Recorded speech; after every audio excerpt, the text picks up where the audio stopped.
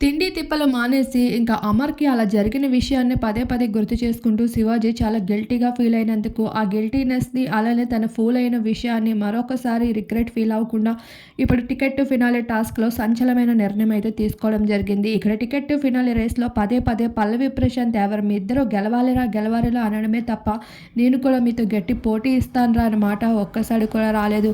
అయితే శివాజీ ఓడిపోతానని తన టాస్క్‌లో వాళ్ళతో పోటీ ఇవ్వలేనని ముందుగానే తెలుసుకోవడం జరిగింది. ఇక అలానే సెకండ్ లెవెల్ టాస్క్‌లో, ఫస్ట్ లెవెల్ టాస్క్‌లో కూడా శివాజీ ఓడిపోవడంతో శోభా శెట్టి, శివాజీ ఇద్దరికీ కూడా లీయెస్ట్ ఓటింగ్ రావడంతో వారిద్దరూ టాస్క్ నుండి ఔట్ అయిపోయారు. ఇక ఔట్ అయిపోయిన పాయింట్స్ ఎవరికైనా షేర్ చేయొచ్చు అంటూ బిగ్ బాస్ చెప్పడంతో ఏమాత్రం ఆలోచించకుండా ఆ కాయిన్స్ అన్నిటిని అమర్‌దీప్‌కి ఇచ్చేశాడు.